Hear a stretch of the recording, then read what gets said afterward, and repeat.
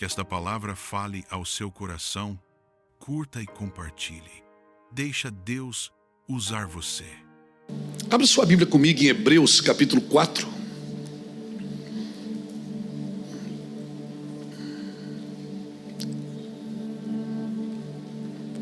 E o versículo de número 12.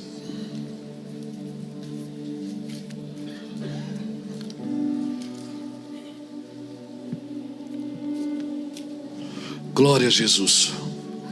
Diz assim: porque a palavra de Deus é viva e eficaz, e é mais cortante do que qualquer espada de dois gumes, e penetra até ao ponto de dividir a alma e espírito, juntas e medulas, e é apta para discernir os pensamentos e propósitos do coração.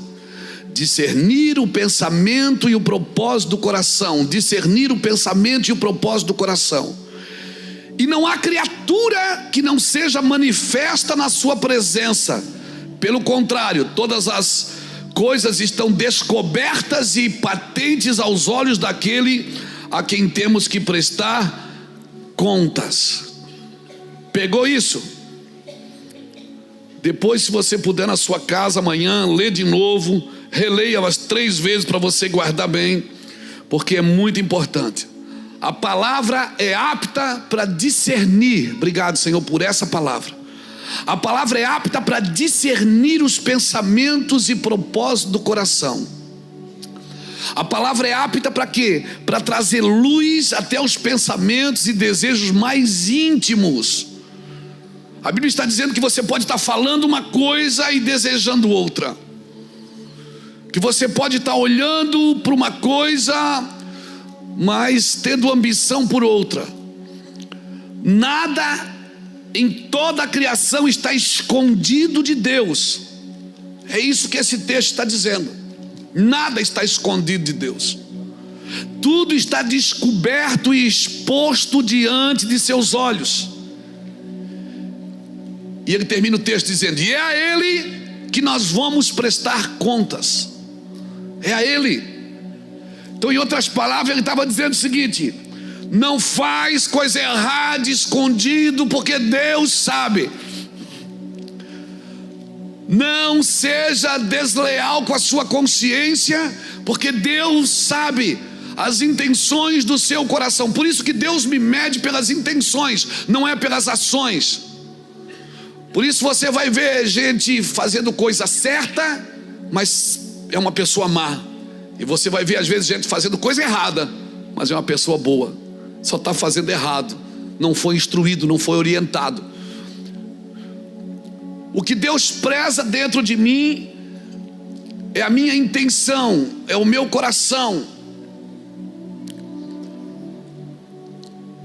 Samuel, quando chegou no acampamento onde Saul estava com o rei Agag, Samuel disse: por que você não obedeceu a Deus? Ele disse: não, mas eu guardei os melhores das ovelhas para sacrificar ao Senhor. E o rei: você deixou ele vivo? Não, eu deixei ele vivo porque ele é prisioneiro. Não, a sua intenção é ruim. A sua intenção é ruim. Então, querido, examina o seu coração. O salmista pede, Salmo 139: examina o meu coração, vê se há em mim algum mal e me guia pelo caminho correto. Tem muita gente que está seguindo o seu coração e não tem noção do que está fazendo. Não, mas eu sigo o meu coração. Não segue, o seu coração é enganoso. Guie ele, dê destino para ele, querido. O Salmo 139, deixa eu te dar uma receita muito boa aqui. Você vai achar que não é misticismo, tá? E não é nem, como é que se diz, simpatia. Mas você faz uma coisa para mim. Faz uma coisa. Vê se dá certo com você. Por 21 dias, antes de dormir, você vai deitar ou ficar de joelho ou sentado na cama. Você vai pegar o Salmo 139 e vai ler ele todo por 21 dias antes de dormir. Depois você acorda e escreve os sonhos que você teve. E depois me conta. Por quê, pastor? Não sei. Porque aquela oração do Salmo 139, Davi está pedindo: Senhor, examina o meu interior, mostra para mim o que está de errado. E Deus vai começar, sabe, a expurgar tudo em sonho para você. Deus vai começar a expurgar durante o dia em visão para você. Deus vai estar dizendo assim: seu pensamento aqui está errado, essa sua intenção está errada, essa sua motivação está errada. Irmão, faz isso, eu vou repetir. Não é simpatia, por favor. Não é boa cumba, porque tem a macumba e tem a boa cumba, né? Não é boa cumba, tem a má e tem a boa. Não é macumba gospel, não é simpatia, não é. Mas faz, conta hoje 21 dias. Pega a sua Bíblia que está na cabeceira da sua cama. Se não está, deveria ter. Não só o celular e o carregador, mas deveria ter uma Bíblia na cabeceira da sua cama. Antes de dormir, leia o Salmo 139 por 21 dias antes de dormir. E já pega um caderninho para quando você acordar e marcar o que vai acontecer com você durante o dia. Eu a garanto, você vai viver coisas sobrenaturais. Deus vai expurgar você, vai expurgar tudo para fora. E você vai começar a ter encontros com a sua realidade. Porque aquela oração, ela é provocativa, irmão. Aquela oração é provocativa, de Salmo 139. Davi está pedindo: sonda-me e me conhece, examina o meu interior. Tu me sondas e me conheces. Se eu descer as profundezas, tu lá estás. Se eu subir, tu lá estás também. Para onde eu me esconderei do teu espírito? Para onde eu irei da tua face? Davi está dizendo. Então eu te dou essa receita que a gente aprendeu com uma pastora abençoada, pastora Ilma, uma mulher de Deus, uma senhora abençoadíssima. A gente esteve com ela esse ano em abril. Isso foi abril ou maio, né, amor? Foi lá em Framingham, em Massachusetts. Uma mulher abençoada. E ela disse: pastor Luiz Hermínio, posso dar uma receita? Eu digo: pode. Ela me deu essa receita e eu estou dando para você aqui agora. Irmãos, por quê? Porque Deus precisa examinar o meu interior e te ensinar a examinar ele também. Não é só Deus que precisa examinar, você precisa aprender com Jesus a olhar para dentro de você e ver se todas as intenções que você tem, até de ajudar uma pessoa, estão corretas. Porque a promessa diz o quê? Os velhos terão e os jovens terão visões. Os mais velhos precisam ver se eles estão tendo sonhos mesmos ou se são desejos. E os mais novos precisam ver se é visão mesmo ou se é ambição. Porque eu tenho lidado com muitas pessoas mais velhas que têm mais desejos do que sonhos. E tenho lidado com muitas pessoas mais jovens que têm muita ambição, mas não têm visão. Isso é sério. Isso é sério.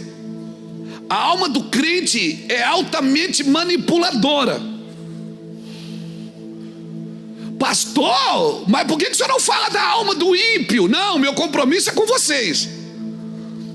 Meu compromisso é com o crente. E eu vou repetir: a alma do crente é altamente manipuladora. Por quê? Porque o crente, quando manipula, espiritualiza. Ele manipula espiritualizando. Deus me disse, Deus me falou, Deus me mostrou, e vai manipulando. Eita! Não olha para mim assim, dá um glória a Deus. Aleluia. Aleluia.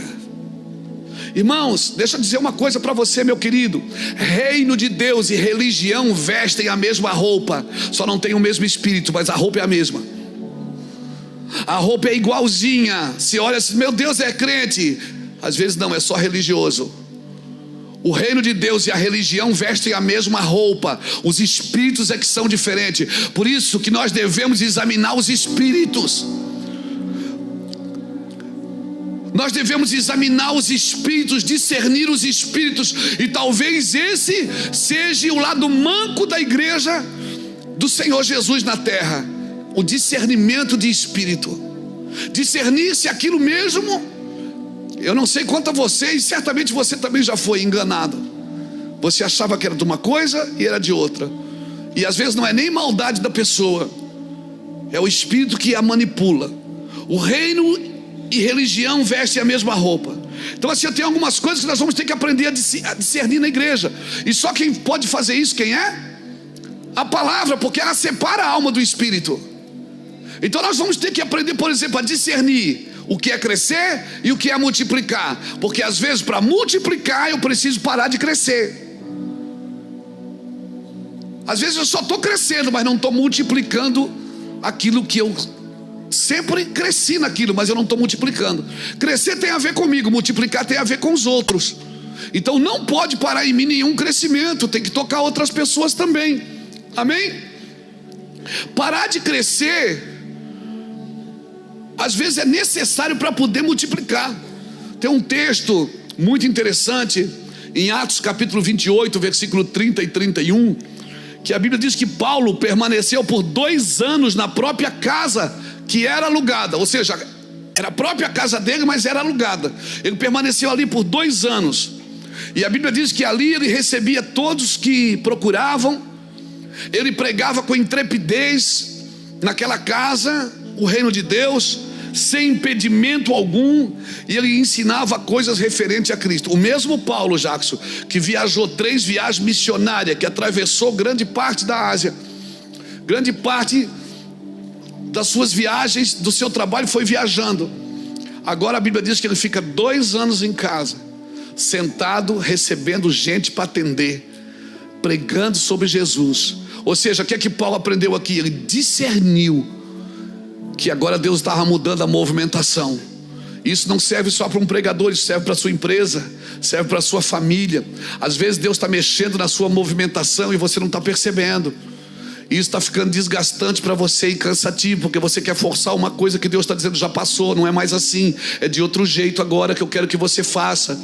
Você está me entendendo, irmãos? E é difícil de falar o que eu vou te falar aqui, muito difícil da nossa conversa hoje. É muito difícil de falar, mas é necessário falar. Depois as pessoas arrebentam a gente na internet, mas a gente tem que falar, irmãos, com muito cuidado e muito respeito. Eu falo isso. Você vai perceber que Jesus falava com os ricos. Não falava? Ele não comia na casa dos ricos? Comia ou não comia? Mas também falava com os pobres. Ele multiplicava os pães para as pessoas que tinham necessidade. Não fazia isso? Jesus fazia acepção de pessoas? Não, mas ele nunca juntou os 2 grupos. Ele nunca juntou os ricos e os pobres no mesmo lugar. Por quê? Porque quando ele estava atendendo os pobres, os ricos diziam assim: isso é perda de tempo. Ele foi comer na casa de Simão o leproso, entrou uma mulher, uma prostituta, e a Bíblia diz que aquela mulher entrou e lavou os seus pés com lágrimas, enxugou com os cabelos, jogou um unguento. E Simão, o leproso, que certamente era um homem rico e certamente não era mais leproso, porque se fosse leproso não podia estar em casa, muito menos sentado na mesa com alguém. E ele começa a discriminar a atitude de Jesus. Assim, se ele fosse profeta, ele sabia que essa mulher era assim. E quando Jesus estava na casa de um rico, os pobres ficavam na porta dizendo: ele não é profeta coisa nenhuma. E quando Jesus estava com os pobres, os ricos diziam: isso é perda de tempo. Por isso que ele nunca juntou os 2 grupos. Ele pregava para os 2 grupos. Você está me entendendo? Você está me entendendo? É ou não é? Tem gente que vê a gente gastando dinheiro com pessoas necessitadas e diz: para quê? Nós não precisamos comprar um ar-condicionado para a igreja. E tem pessoas que vê a gente sentada com gente rica e diz assim: só tem amiguinho rico agora. É assim ou não é? É ou não é, crente? Por isso que Jesus nunca juntou os 2 grupos. Ele sabia discernir as pessoas que estavam lhe ouvindo. Quando ele pregava para um pescador, ele dizia assim: o reino dos céus é como uma rede. Quando ele pregava para um camponês, ele dizia: o reino dos céus é como um campo, que um homem vendeu tudo que tinha e comprou aquele campo. Quando ele pregava para um semeador, para alguém, um agricultor, ele dizia: o reino dos céus é como uma semente. Ele falava numa linguagem que o cara entendia. Por isso, irmão, não adianta. Se você prosperar na vida e aparecer de carrão, as pessoas vão dizer: está roubando, está vendendo tóxico, está vendendo tóxico. E se você deu errado, perdeu tudo, voltou para a bicicletinha, as pessoas vão dizer: viu, isso aí, ó, isso aí está em pecado.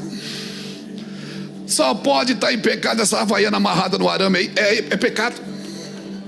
Então, irmãos, o povo sempre vai julgar você por aquilo que você está fazendo, mas Deus não te vê assim. Deus não vê como vê o homem. Deus vê a intenção do seu coração e sabe dos lugares que você está sentado e o que você precisa fazer ali. Mas nós não nos preocupamos com isso, Jackson. Nós nos preocupamos mais com a aparência visível para alguém ver, por causa da nossa reputação, do que com uma consciência pura e limpa, aquilo que está dentro de você. Aleluia, entenda o que eu estou te dizendo. Para agradar pessoas, muitas vezes você mente para a sua consciência. Para agradar pessoas, muitas vezes você faz o que as pessoas querem ouvir. Não, a sua consciência tem que estar pura, porque quem é que vai ver a Deus? São os puros de coração. São os puros de coração.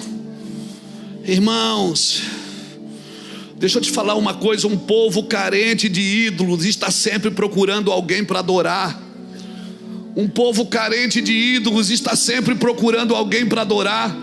E você não está aqui para agradar todo mundo. Se Jesus não conseguiu, você também não vai conseguir. Por isso que os nossos púlpitos das nossas igrejas estão enxertados de mensagens na alma, de canções na alma. Não é adoração, é canção para fazer a pessoa chorar. Uma coisa é chorar porque você está lambendo a sua dor, outra coisa é você chorar porque você está contemplando aquilo que é eterno. Uma coisa é chorar pelo seu sofrimento, outra coisa é chorar porque um dia você vai o ver, vai ver Ele, e um dia você vai ver Ele. Aleluia! E eu comprei uma Bíblia menor que é melhor para pegar, a outra era muito pesada. Glória a Deus, você está me entendendo, querido? Mas a gente se preocupa mais com o que os outros pensam. Parece que a gente está sempre justificando. O cara aparece com tênis novo, tem que dizer: oh, que tênis bonito. Não, eu ganhei. Ele está sempre dando explicação, porque tem medo de ser rejeitado de novo. Como é que você quer ser aceito num mundo que Jesus foi rejeitado? Como você quer ter sucesso no lugar que o teu Jesus foi rejeitado?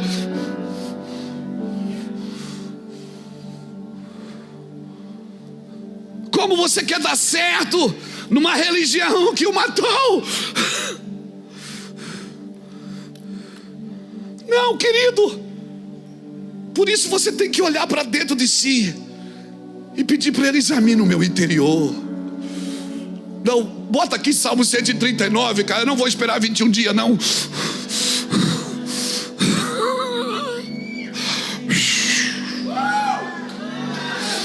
Aleluia. Toda vida, todo poder, Tudo que Deus tem para dar,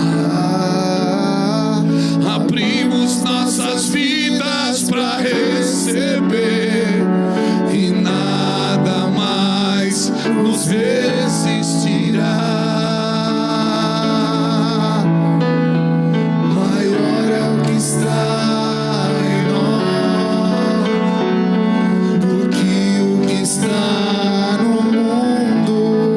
Bem maior é o que está em nós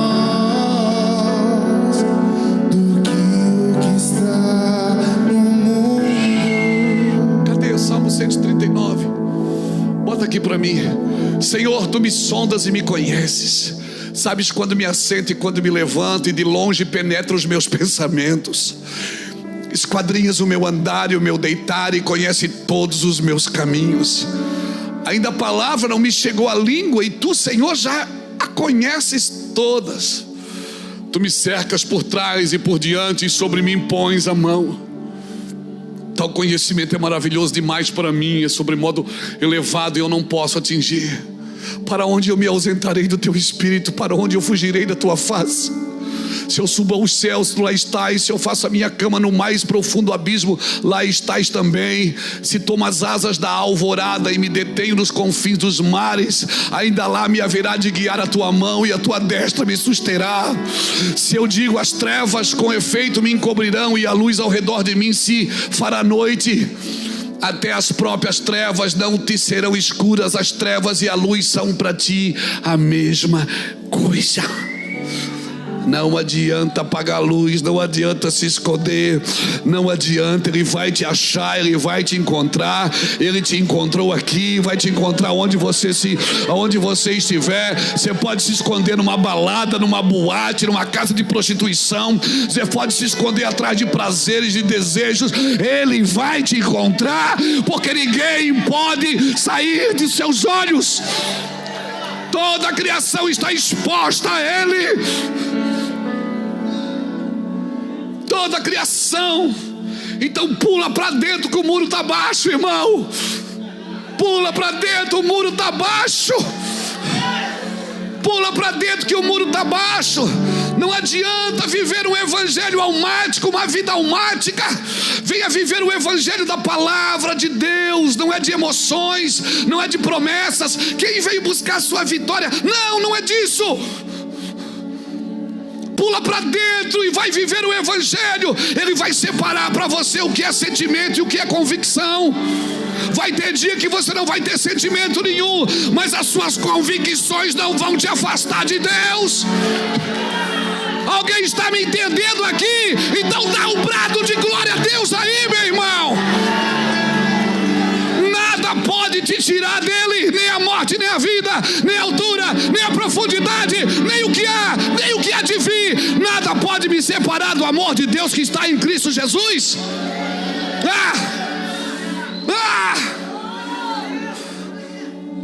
Bota o 13. O número não é bom, mas pois tu formaste o meu interior e me teceste no seio da minha mãe.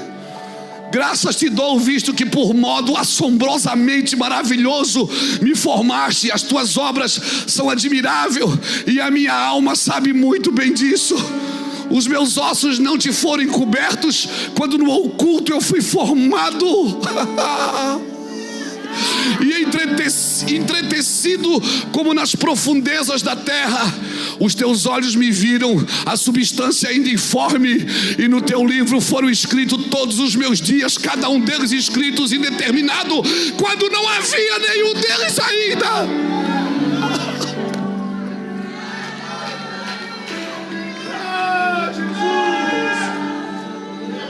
Que precioso para mim, ó Deus, são os teus pensamentos, e quão grandes são a soma deles.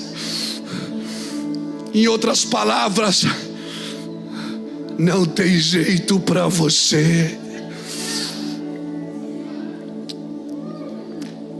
Só alguém que te conhece assim pode te guiar. Só alguém que te conhece assim pode te conduzir. Só alguém que sabe quem você é. E não adianta você dizer para os outros: não, eu sou isso, eu sou aquilo, eu sou isso. Não, você não é nada. Só Ele sabe quem você é. Só alguém assim pode te guiar. Você não se conhece, mas eu te conheço, diz o Senhor. Eu te conheço. Eu sei quem você é, eu te chamo pelo nome. Eu escrevi sobre você no meu livro e você não tinha nem nascido ainda. Eu sei dos seus dias e você nem viveu eles ainda. Eu já sei como vai acontecer. Você deveria me procurar, me pesquisar, me amar, conversar comigo, e eu te digo por onde você vai. Aleluia. E você fica ouvindo conversa fiada. Se os contasse, excedem os grãos de areia. Contaria sem jamais chegar ao fim. Tomara, ó Deus, desse cabo do perverso, apartai-vos, pois, de mim, homens de sangue. Eles se rebelam insidiosamente contra ti, e como os teus inimigos falam malícia. Não aborreço eu, Senhor, os que te aborrecem, e não abomino eu os que contra ti se levantam. Aborreço-os com ódio consumado, para mim são inimigos de fato. Sonda-me, ó Deus, e conhece o meu coração. Prova-me e conhece os meus pensamentos. Vê se há em mim algum caminho mau e guia-me pelo caminho eterno. Precisa pregar mais? Precisa pregar mais? Eu te conheço. Até quando você dá paz do Senhor para alguém, uma paz que você não quer dar. Até quando você diz oi querido, mas você o odeia. Eu te conheço.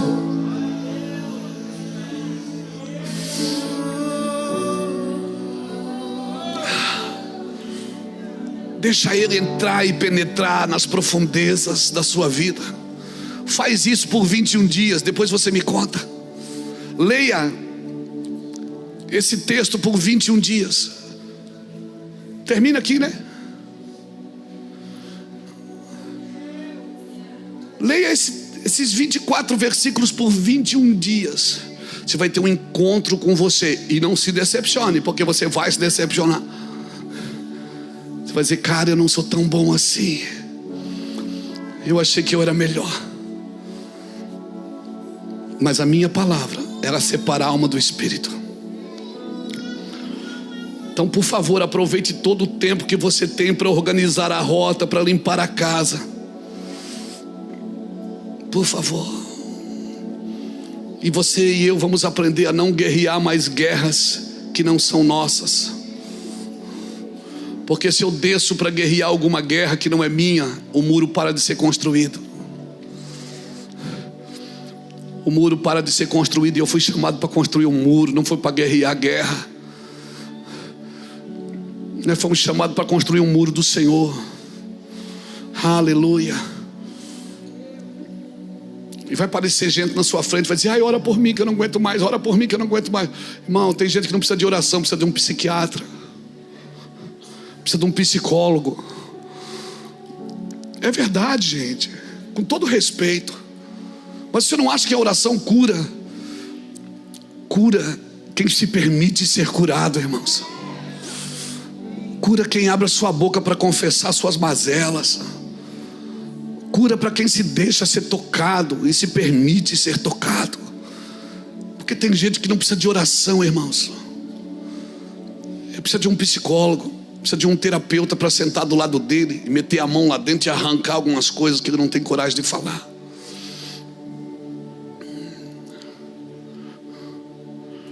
Aleluia. Eu vi uma pessoa falando, eu até achei graça na internet. Ela disse, tem gente que você não pode dar referência dela nem para o diabo. Tem gente que o diabo quer levar para o inferno. Você diz, não leva não, que ele vai dividir o inferno. Ele vai apagar o fogo de lá, hein? Eu vi o pastor Cláudio Duarte falar isso, se eu não me engano foi ele.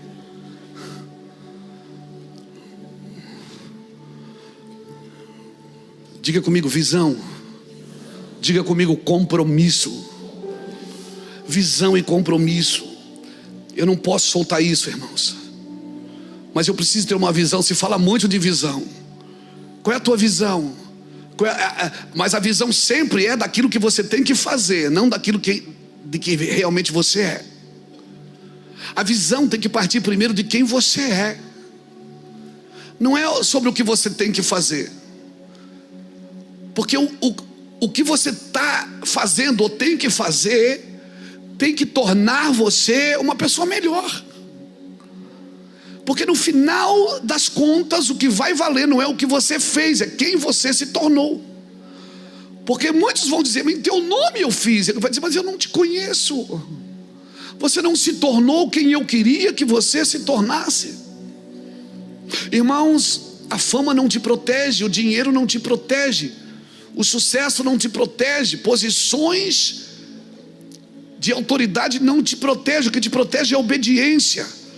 a rotina de obediência que você se propôs a viver em Cristo, porque você nasceu de novo. E você nasceu de novo para viver uma rotina de obediência a partir de Cristo, não a partir das suas vontades. Cristo não está no céu para fazer as suas vontades. Você tem que medir se as suas vontades realmente são as vontades de Deus para a sua vida. E às vezes tem que ser para a sua vida e tem que ser para a vida das pessoas que também estão com você. Seja numa empresa, seja numa família, seja numa congregação. Então visão é saber aonde eu devo ir com clareza. E compromisso é se comprometer com aquilo que eu sei para onde eu devo ir com clareza. Nós estamos tentando, eu não sei se você percebe isso, mas nós estamos tentando entender salvação. Mas a nossa salvação é de como nós vamos salvar a nós mesmos.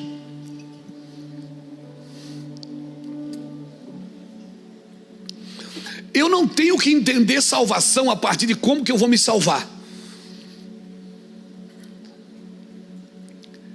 Como que eu vou me salvar a mim mesmo? E não entendendo que nós fomos salvos para dar a vida pelos outros. Nós fomos salvos para dar a vida pelos outros, não foi para salvar a si mesmo. Os dons que Deus te dá não tem a ver com você. Os recursos que Deus te dá não tem a ver só com você. Porque se tudo para em você, vai morrer em você. E você é um rio, não é uma represa.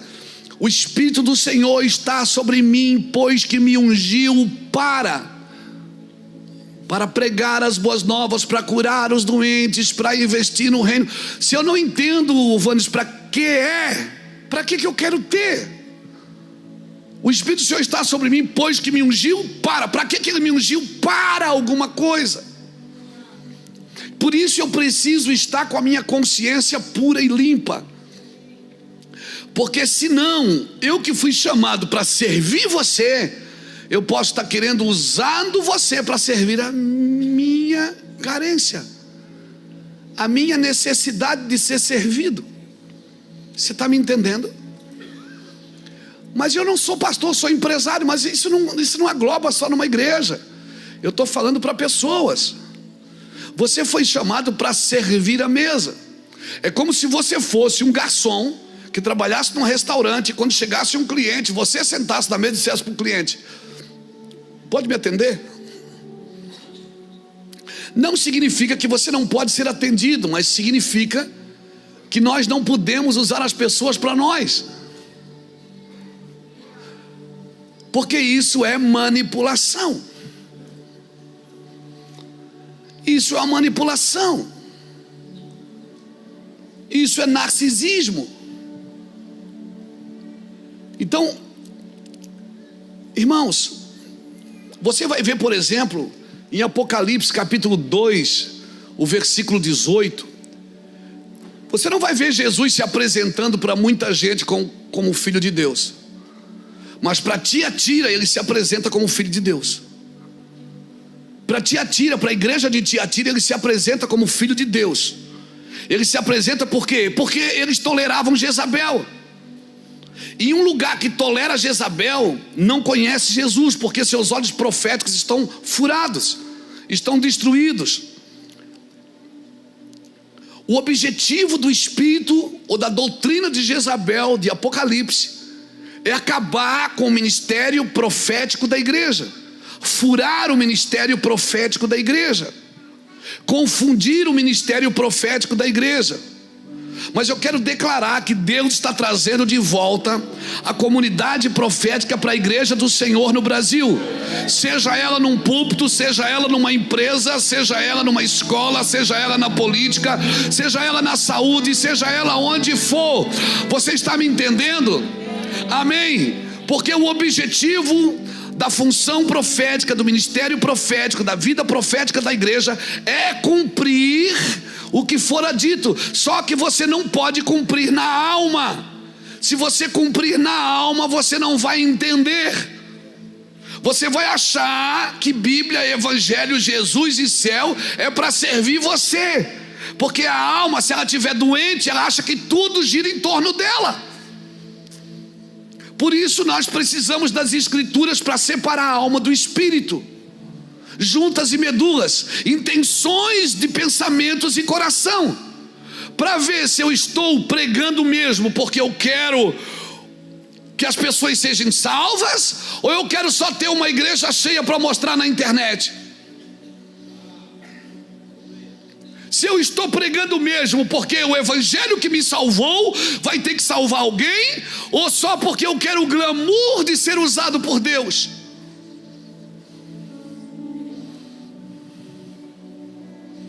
Você está me entendendo? Eu estou conseguindo ser claro? Eu estou falando bem devagar porque eu quero ser claro. Porque quando se fala de doutrinas de espíritos, e perceba que a Bíblia fala que a doutrina de Jezabel é a doutrina de Mamon e a doutrina dos nicolaítas, que seja Leviatã. Perceba que a Bíblia não está dizendo que é espírito, é doutrina. Doutrina é ensino errado, ensino sobre controle e manipulação, que está deixando as pessoas donas de si mesmas. É doutrina falando de Mamon, ganância, ambição. As pessoas estão correndo para a igreja para fazer campanhas, para ganhar coisas que já são delas por herança. Você está me entendendo? Então a doutrina é um ensino errado que precisa ser combatido. Ser combatido com o quê? Com escritura, com Bíblia. Bíblia.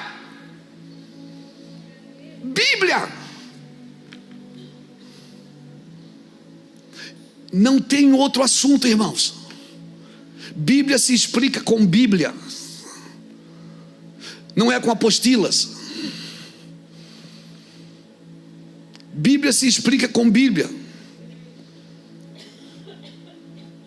Então me entenda, Jezabel vem tentando furar os olhos proféticos da igreja.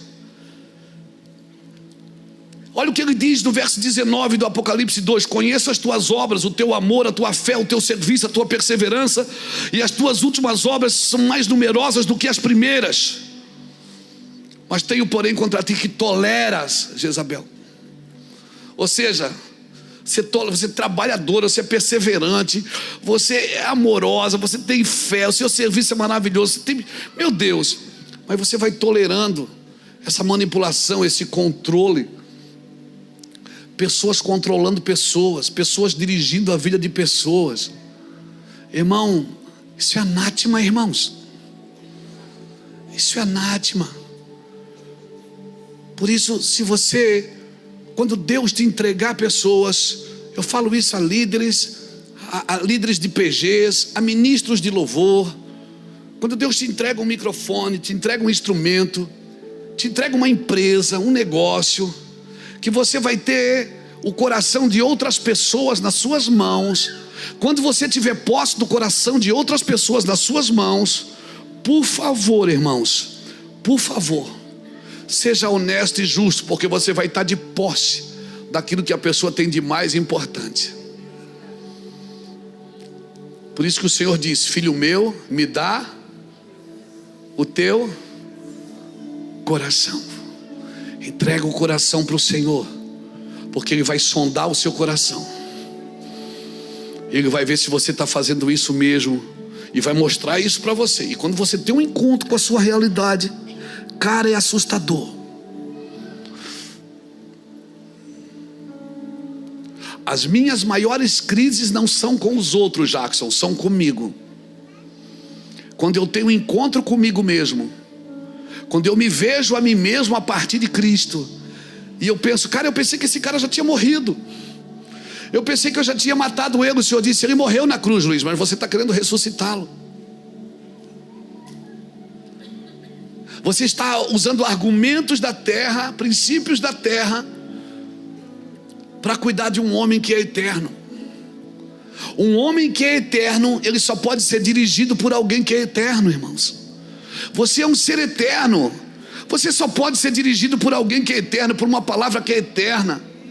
A vida na terra é passageira, irmãos. A vida na terra tem os dias contados. Hoje a pessoa é famosa, amanhã acabou. Amém? Amém, acabou para ela, irmãos. A história dela fica, glória a Deus, é maravilhoso. Você nunca mais vai ligar a televisão e vai ouvir Silvio Santos, vem aí, lá. Por quê? Porque acabou. Ele foi, ficou o legado, glória a Deus por tudo que este homem abençoado fez. Glória a Deus, mas a vida termina, irmãos. Ela vai terminar para você, e o que vai valer é o que você construiu em alguém. Por isso granjeie amigo com a riqueza da injustiça, irmãos, para que quando essa te faltar, eles te receberão nos tabernáculos eternos. Amém. O que vale a pena é investir em gente. O que vale a pena é investir em gente. Eu vou repetir, o que vale a pena é investir em gente. É investir em gente. Meu Deus, a Bíblia diz que Deus dá pão para o que come e semente para o que semeia. O pão você come, mas a semente não. Quando cai uma semente dentro do seu coração, eu não sei o que é que vocês fazem, eu anoto. Quando alguém fala uma coisa que é uma semente, eu digo, Blum, eu anoto. Pão não. Pão você come ali já, né? E tem gente que é atraída pelo pão. Não tem problema se você veio para o ministério, para a igreja por causa do pão. Eu também vim por causa do pão. Você não pode permanecer por causa do pão, porque você acostuma. E eu vou te falar uma coisa, irmão, sério. Eu estava na América agora. Eu vou lá 2, 3 vezes por ano, como vou em outros países também servir e pregar o evangelho. E lá você vai ver muitos irmãos lá. Eles estão lá há muitos anos. E eles falam inglês. Na realidade eles pensam que eles falam. Eles pensam que eles falam por quê? Porque eles aprenderam a pedir comida, aprenderam a pegar um voo, aprenderam, né? Vai criando até o abrasileirado, vai criando, né?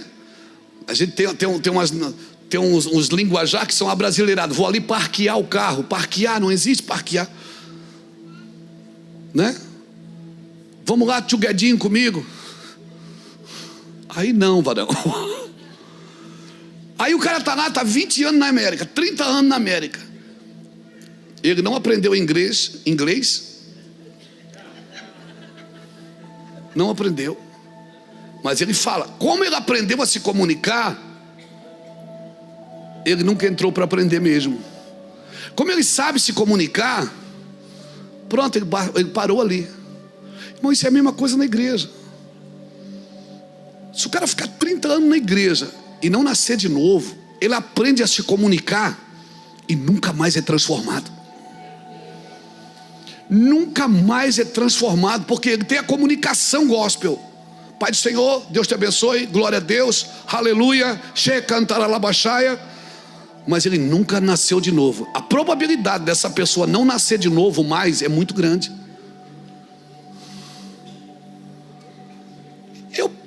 É isso, a pessoa está lá há 30 anos. Em vez de entrar numa escola de inglês, gasta lá 3 anos, aprende, vai para cima, vai estar lá, não quer mais voltar, vai ficar lá. Já tem green card, já tem isso, já tem aquilo, às vezes já é até cidadão. Entra numa escola e vai aprender, aprende os verbos, aprende o beabá, aprende a negociar, aprende a vender, aprende a comprar. Você vai ficar lá, não é? É a linguagem do reino, irmãos. É a linguagem daquela nação, você tem que aprender. A pessoa vem para a igreja, se ela não nascer de novo nos primeiros anos, esquece, irmão. Ela acostumou a falar, a se comunicar, e ela não nasce de novo nunca mais. Então, querido, se fala muito em sabedoria no Senhor, mas a chave da sabedoria consiste em distinguir, em discernir o que realmente eu quero da minha vida, o que realmente a minha consciência está querendo, está vivendo. Porque o sábio do tolo, você distingue ele por uma coisa. Eu penso, o sábio ele vai tentando discernir a vida. O tolo vai misturando tudo. Mistura tudo na vida, vira uma salada de fruta. Então a sabedoria, irmãos, ela tem sim a capacidade de ver o certo dentro do errado e o errado dentro do certo. Agora o trabalho do engano qual é? É relativizar tudo. O engano vai relativizando tudo, e a gente vai vivendo, e a gente não nasce de novo e não usa o evangelho para nos separar da alma. Irmãos, eu não estou dizendo que a alma não pode vir junto.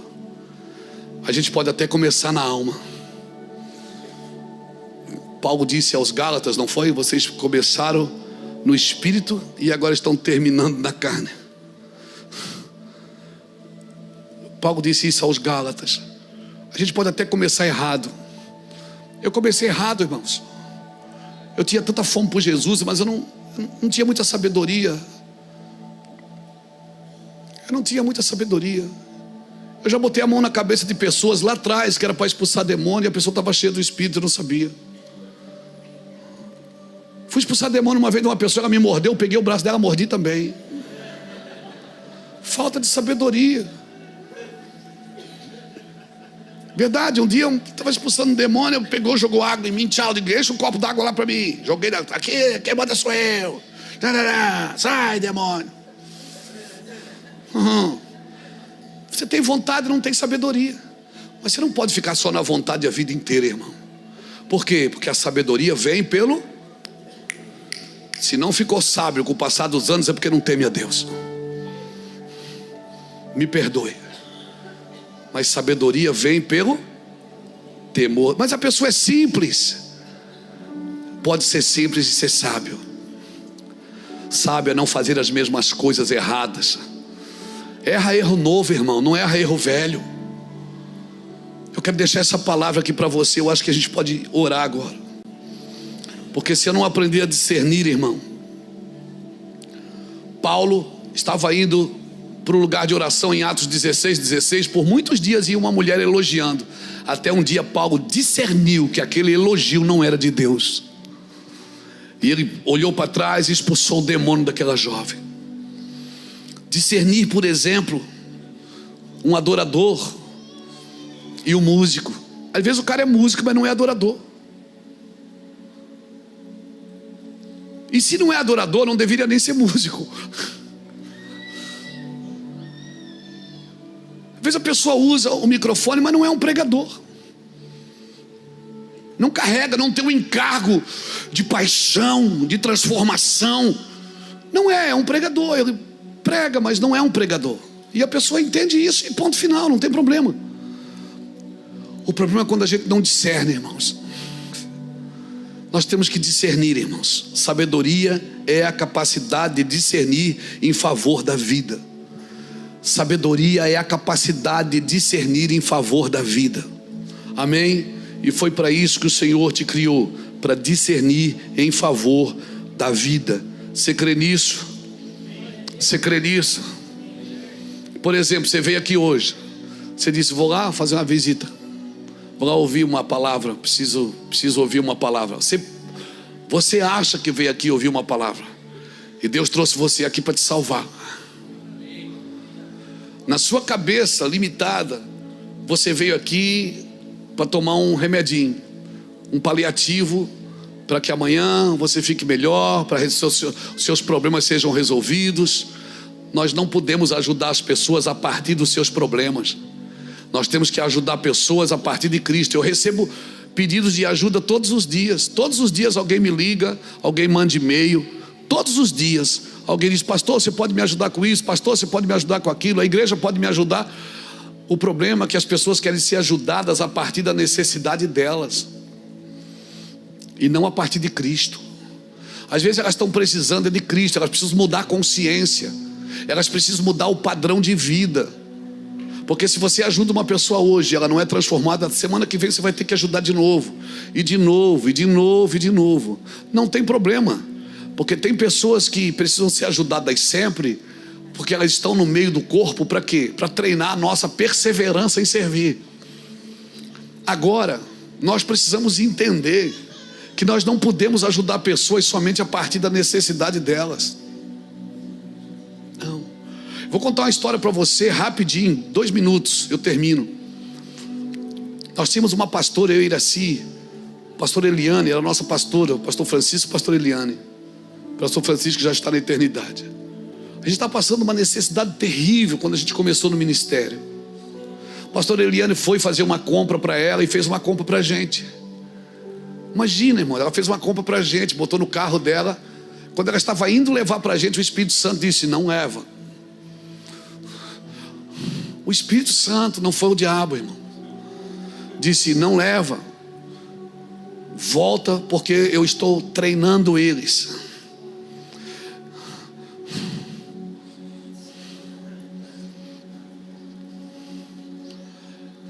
Ela voltou para casa com a compra, irmãos, e guardou as carnes no congelador, guardou a compra. Uma semana depois, irmão, e nós comendo tortilha todo dia. Uma semana depois, ela vai lá em casa chorando e diz assim: olha, Deus mandou eu, lembra disso, amor? Deus mandou eu dar uma, lembra, né? Tu que lembra, uma compra para vocês, mas Deus não permitiu eu dar. Eu quase disse: essa mulher não é crente coisa nenhuma. Ela disse: porque Deus estava te ensinando, Luiz, a se relacionar com Ele, não por necessidade, mas por amor. Porque o homem se relaciona com Deus por três coisas. Ele vive por três coisas: ou ele vive por prazer, ou ele vive por necessidade, ou vive por propósito. E eu te garanto, se você viver o propósito, você não vai conhecer necessidade, e o seu desejo será para o teu Deus. Por isso eu vim aqui hoje pregar essa palavra para você. A palavra de Deus vai separar a alma do teu espírito. Ela vai mostrar para você que os seus erros não estão no espírito, está na alma. Por quê? Porque o espírito está pronto. É a carne que é fraca, é a alma que é fraca, mas o espírito está pronto. E se você pular, pula com o muro tá baixo. Se você pular no espírito e deixar Deus conduzir você, você vai experimentar o que eu estou te falando. Por isso, você que veio aqui hoje achando que você veio porque quis, e achando que você veio para ser ministrado, receber uma palavra para ficar mais aliviado, o meu trabalho não é te aliviar. O meu trabalho é dizer para você: acorda, cara, acorda, mulher, e vem viver a palavra de Deus. Obrigado por estar aqui. Que essa mensagem gere fé, força e transformação na sua vida. Deus te abençoe. Compartilhe esta mensagem e até o próximo vídeo.